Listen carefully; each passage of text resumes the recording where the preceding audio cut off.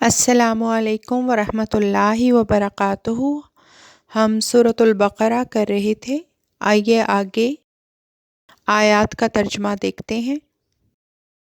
آئیے شروع کرتے ہیں سورۃ البقرہ ورس 187۔ اعوذ باللہ من الشیطان الرجیم، بسم اللہ الرحمن الرحیم۔ اور اذا جب سألا سوال کرے کا تجھ سے عبادی میرے بندے، انی میرے متعلق، پس انی یقیناً میں قریب ہوں، اجیب میں جواب دیتا ہوں، دعوت دعا کا یا پکار کا، الداعی پکارنے والا، اذا جب دعا وہ پکارتا ہے، نی مجھے، پس چاہیے، یس تجیبو وہ لبیک کہیں، لی میری، اور چاہیے، یؤمنو وہ ایمان لائیں، بھی مجھ پر، لعل تاکہ، ہم وہ، یرشدون وہ ہدایت پا جائیں۔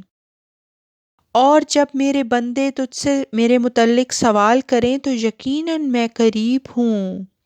میں دعا کرنے والے کی دعا کا جواب دیتا ہوں۔ جب وہ مجھے پکارتا ہے، پس چاہیے کہ وہ بھی میری بات پر لبیک کہیں اور مجھ پر ایمان لائیں تاکہ وہ ہدایت پائیں۔ اس آیت میں جو ہے وہ اللہ تعالیٰ فرما رہا ہے، اے رسول صلی اللہ علیہ وسلم، جب میرے بندے تجھ سے میرے متعلق پوچھیں تو جواب دے کہ میں ان کے پاس ہی ہوں۔ کوئی رسول اللہ صلی اللہ علیہ وسلم سے لوگ سوال کرتے تھے اللہ تعالیٰ کے بارے میں، تو اللہ تعالیٰ نے اس کے جواب میں کہا ہے کہ وہ تجھ سے میرے متعلق سوال کرتے ہیں تو ان کو کہہ دے کہ میں ان کے پاس ہی ہوں، ان کے بہت قریب ہوں۔ جب دعا کرنے والا مجھے پکارتا ہے تو میں اس کی دعا کو قبول کرتا ہوں۔ تو یہی چاہیے ایمان والے جو ہیں، جو مجھ پر ایمان لائے ہیں، اللہ تعالیٰ فرما رہا ہے کہ جو مجھ پر ایمان لائے ہیں ان سے کہہ دے کہ جب بھی وہ مجھے پکارتے ہیں تو میں ان کی دعائیں سنتا ہوں اور قبول کرتا ہوں، اور چاہے وہ مجھے آہستہ آواز میں پکاریں، چاہے وہ مجھے اپنے دل میں پکاریں، چاہے وہ مجھے اونچی آواز سے پکاریں، میں ان کی پکار ہر حالت میں سنتا ہوں، کیونکہ میں بہت زیادہ قریب ہوں۔ ایک آیت میں یہ آتا ہے کہ شارک سے بھی زیادہ اللہ تعالیٰ ہمارے قریب ہے، ہماری شارک سے بھی زیادہ قریب ہے۔ تو اس سے زیادہ اور کوئی، اللہ سے زیادہ ہمارے اور کون قریب ہو سکتا ہے؟ سب سے وہ ہے جو دلوں کے راز جانتا ہے، جو دلوں میں چھپی نیت کو جانتا ہے، ایک ایک بات کو وہ جانتا ہے، ہمارے ماضی کو جانتا ہے، حال کو جانتا ہے، ہمارے مستقبل کو جانتا ہے۔ تو ہمیں سب جو ہیں وہ دعائیں اور اپنی دل کی جو ہیں پکاریں وہ اللہ تعالیٰ سے ہی کرنی چاہیے، اور اللہ تعالیٰ سے ہی سوال کرنا چاہیے۔ اللہ تعالیٰ ہی جو ہے وہ ہماری تمام دعاؤں کو قبول کرنے والا ہے۔ اور اللہ تعالیٰ یہ بھی فرما رہے ہیں اس آیت میں کہ اگر ایمان والوں سے کہہ دو کہ میں، جب وہ دعا کرتے ہیں تو میں ان کی دعائیں سنتا ہوں، اور ساتھ ہی ساتھ اللہ تعالیٰ نے یہ بھی فرمایا ہے کہ ان کو یہ بھی چاہیے کہ وہ میری بات پر لبیک کہیں، یعنی کہ ایمان والوں کی دعائیں جب میں سنتا ہوں تو پھر ایمان والوں کو بھی چاہیے کہ جب بھی وہ میرا کوئی حکم سنیں،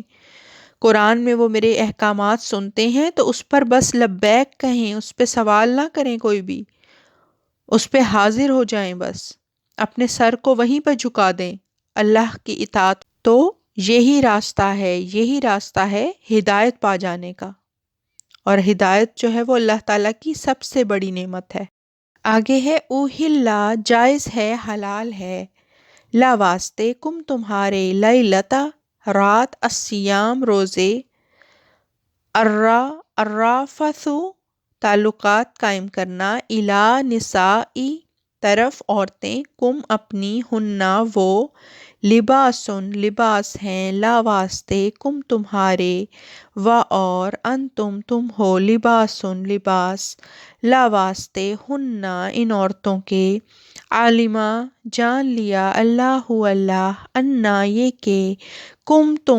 تم تھے تم، تختانون تم خیانت کرتے، انفسا نفسوں کی، کم اپنے، فاپس تابا وہ رحمت سے جھکا، علا اوپر، کم تم و اور، آفا اس نے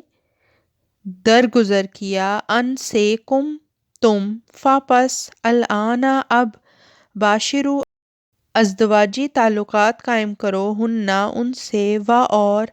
ابتغوا طلب کرو، ما جو کتبا لکھ دیا ہے اللہ نے، لا واسطے، کم تمہارے، و اور، کلو کھاؤ، و اور، اشربو پیو، حتیٰ یہاں تک، یتبین ممتاز ہو جائے، لکم تمہارے واسطے، الخیط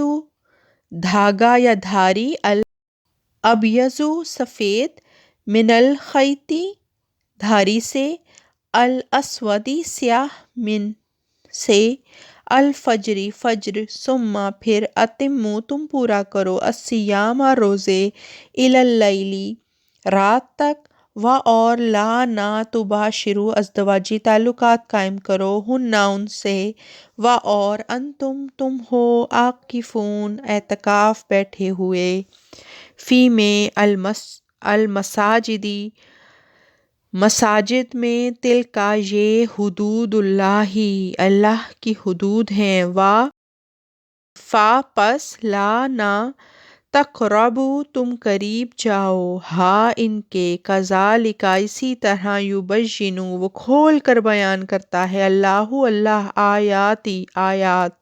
ہی اپنی، لی کے لیے، للناسی لوگوں کے لیے، لعلہم تاکہ وہ، یتقون تقوی اختیار کریں۔ اس میں یہ ہے کہ تمہارے لیے ماہ سیام کی راتوں میں اپنی بیویوں سے تعلقات جائز قرار دیے گئے ہیں، وہ تمہارا لباس ہیں اور تم ان کا لباس ہو، اللہ جانتا ہے کہ تم اپنے نفسوں کا حق مارتے رہے ہو، بس وہ تم پر رحمت کے ساتھ جھکا اور تم سے درگزر کی، لہٰذا اب ان کے ساتھ بے شک ازدواجی تعلقات قائم کرو اور اس کی طلب کرو جو اللہ نے تمہارے حق میں لکھ دیا ہے، اور کھاؤ اور پیو یہاں تک کہ فجر کے ظہور کی وجہ سے صبح کی سفید دھاری رات کی سیاہ دھاری سے تمہارے لیے ممتاز ہو جائے، پھر روزے کو رات تک پورا کرو اور ان سے ازدواجی تعلقات قائم نہ کرو جبکہ تم مساجد میں اعتکاف بیٹھے ہوئے ہو، یہ اللہ کی حدود ہیں، بس ان کے قریب بھی نہ جاؤ۔ اسی طرح اللہ اپنی آیات لوگوں کے لیے کھول کھول کر بیان کرتا ہے تاکہ وہ تقوی اختیار کریں۔ تمہیں روزہ رکھنے کی راتوں میں اپنی بیویوں کے پاس جانے کی اجازت ہے، وہ تمہارے لیے ایک قسم کا لباس ہیں اور تم ان کے لیے ایک لباس ہو۔ اس میں یہ ہے کہ مکہ والے جو ہیں وہ سمجھتے تھے کہ روزہ دار کو جو ہے وہ رات کے وقت بھی اپنی بیوی کے ساتھ تعلق پیدا کرنا جائز نہیں، اس کی تردید کی ہے اس آیت میں۔ اور لباس سے یہ مراد ہے کہ خامند کی وجہ سے لوگ عورت پر الزام لگانے سے ڈرتے ہیں اور عورت کی وجہ سے خامند پر الزام لگانے سے ڈرتے ہیں، پس وہ ایک دوسرے کا لباس ہیں، یعنی ایک دوسرے کی حفاظت کرتے ہیں، ایک دوسرے کے عیب جو ہیں وہ ڈھانپتے ہیں، جیسے لباس جو ہے وہ جسم کے عیب چھپا لیتا ہے، اسی طرح بیوی اور خامند بھی ایک دوسرے کا لباس کہا گیا۔ اللہ کو معلوم ہے کہ تم اپنے نفسوں کی حق تلفی کرتے تھے۔ تختانون انفسکم کے معنی اپنے نفسوں کی حق تلفی کرنے کے بھی ہوتے ہیں، اور وہی معنی ہم نے اس جگہ کیے ہیں کیونکہ وہ صحابہ